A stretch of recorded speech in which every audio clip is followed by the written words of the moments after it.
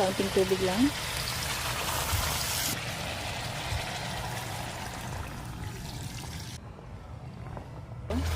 Masarap po. Ayan guys, oh.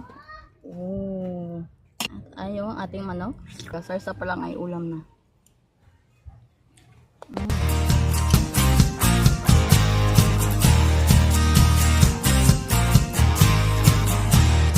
Hey guys, this is Gardening with Virgins and welcome back po again sa ating channel. And for today's video ay magluluto po tayo ng Bicol Express Chicken. Andito po kami ngayon sa garden at kasama ko po yung aking magandang kapatid. Ayan. Tara po guys, samahan niyo po kaming magluto. Let's go! Ngayon naman ay hihiwain na po natin yung mga ricados natin gagamitin sa paggisa. Gamit po tayo dito ng garlic, onion, siling labuyo at saka itong siling green.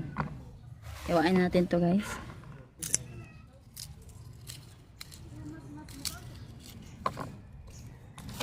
Ayan, gagamit lang tayo dito ng 6 cloves of onion. 6 cloves of onion.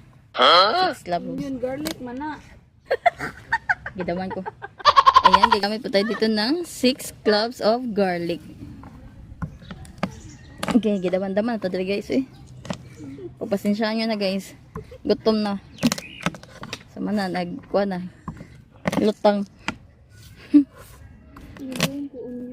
Pasensya na mo guys, kay lutang nakigutom na. Lutang moment eh. Yan ito. Iwain lang po natin na pino itong ating garlic or i-mince lang natin. Hindi naman, okay lang kahit hindi naman masyadong pinong-pino guys ha. Yan. Yan, maraming garlic. Ayan, okay na itong garlic natin guys. Tabi muna natin yan. Ngayon naman, ito namang onion ating hiwain. Isang malaking onion yung ating gagamitin.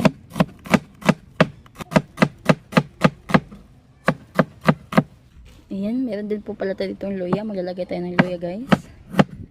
Pang pawala lang ng langsa.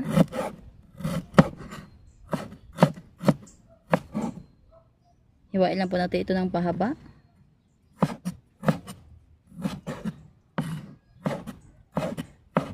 Ngayon naman, ang isunod natin hiwain itong ating sili. Ito man ang siling green.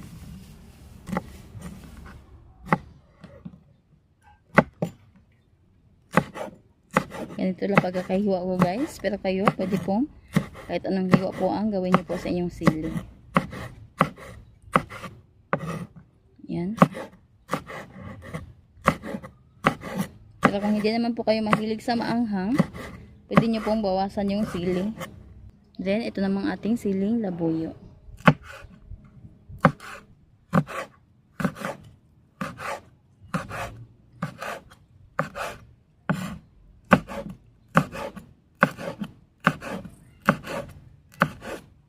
Ayan, okay na to guys. Dalawang sili lang. Baka hindi na po kasi namin kayang kainin mamaya pag dinagdagan pa natin yung sili.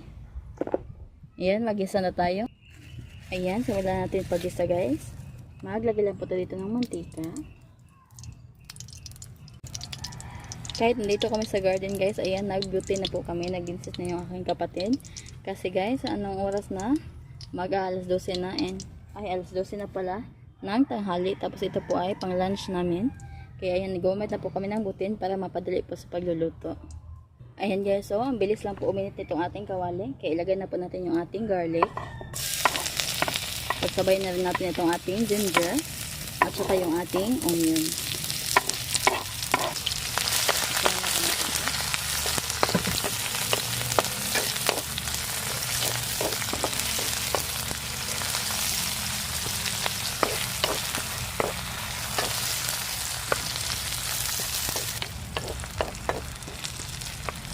Ayan, okay na yan. Ilagay natin yung ating chicken.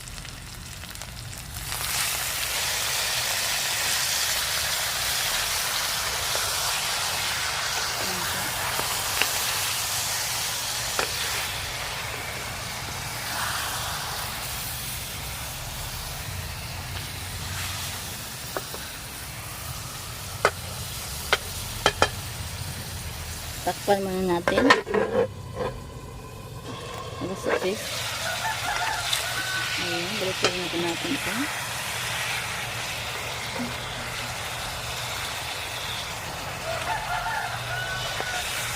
Ayan guys, ang bango-bango talaga.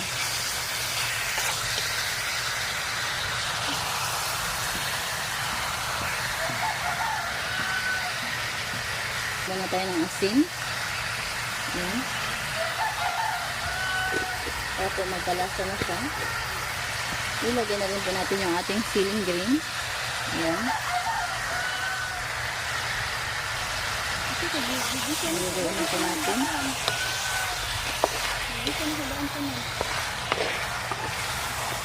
Meron itong puting halang. Halang-halang susunod ko yung Johnson.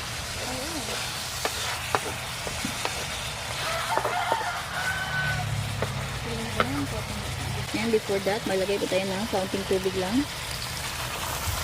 Yan po. Takpan muna natin to guys at hayaang maluto yung ating chicken, saka po tayo magdagdag pa ng timpla.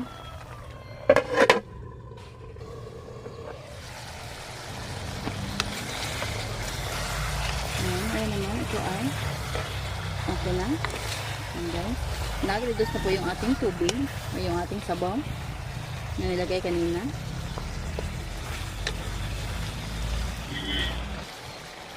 Ngayon naman po, maglalagay po tayo ng kaunting suka para mabalance lang yung lasa. Ayan, kaunti lang. Then, wag po natin haluin, takpan lang. Ayan guys, mukhang okay na po yung ating chicken. Ngayon naman ay ilalagay na po natin yung ating gata.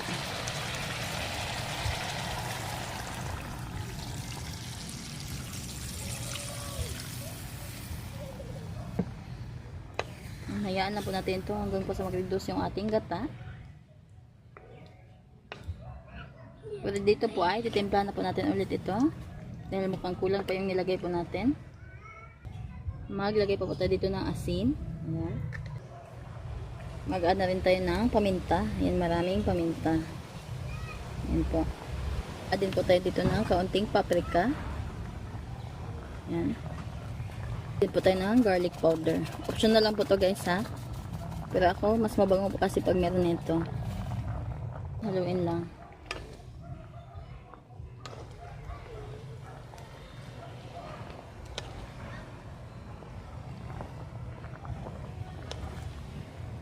Ayan, takpan po natin ito ulit.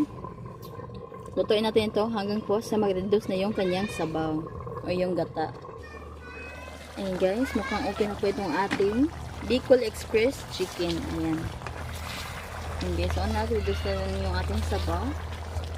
Pwede rin pong pa-reducein nyo pa yung sabaw, pero ako okay na po ito. Masarap po kasi pag marami-rami pa yung sarsa niya. Pang ano rin po yan sa kanin.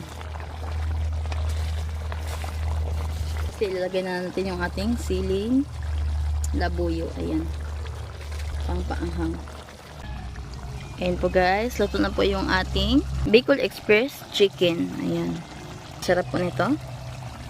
Ayan. Hi guys. At ayan po. Naluto na rin po yung ating Bicol Express chicken. Ito na po siya guys. Oh. Ayan. Napakasarap po ng ating Bicol Express. Ayan. Tamang-tama lang po yung anghang po guys. Guys, gutom na kayo ko. Gutom na guys. Kain po tayo guys. Aray ka, anak. Yan guys oh. Yung sarsa Aray, po duyan niya. ay. Duyan ka. Ayan. Ayan guys oh. Oh. At ayun ang ating manok. Yan po guys. Ito na po siya. Yung ating Bicol Express chicken. Kain po tayo guys. Tolerable lang po yung anghang niya. Kahit sarsa lang yung kainin mo, talagang ang sarap po talaga. Sarsa pa lang ay ulam na.